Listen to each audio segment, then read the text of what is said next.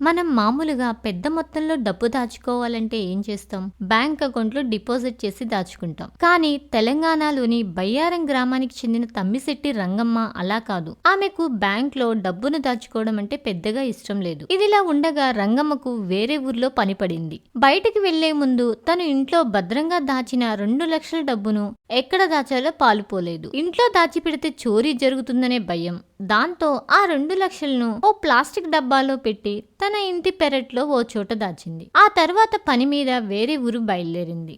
తీరా పని ముగించుకుని ఇంటికి వచ్చి చూడగా రంగమ్మకు పెరట్లో డబ్బును ఎక్కడ దాచిందో గుర్తుకు రాలేదు. పెరట్లో అంతా వెతికింది, కానీ ఆ డబ్బు దొరకలేదు. దీంతో ఆ డబ్బు పోయిందేమో అనే భయాందోళనకు గురైన రంగమ్మ పోలీసులను ఆశ్రయించింది. తాను పెరట్లో మొత్తం వెతికానని, ఎంత వెతికినా కనబడలేదని రంగమ్మ చెప్పడంతో పోలీసులు అవాక్కయ్యారు. అయితే కొద్దిసేపు ఆ పెరట్లో తవ్వకాలు జరిపిన పోలీసులకు ప్లాస్టిక్ బాక్స్ లో భద్రంగా దాచిన 2 లక్షల రూపాయలు దొరికింది. దీంతో ఆ డబ్బును ఊరి పెద్ద సమక్షంలో పోలీసులు రంగమ్మకు అందజేయడంతో కథ సుఖాంతం అయింది. అయితే ఇక నుండైనా డబ్బును భద్రంగా దాచుకోవాల్సిందిగా రంగమ్మకు పోలీసులు హితబోధ చేశారు.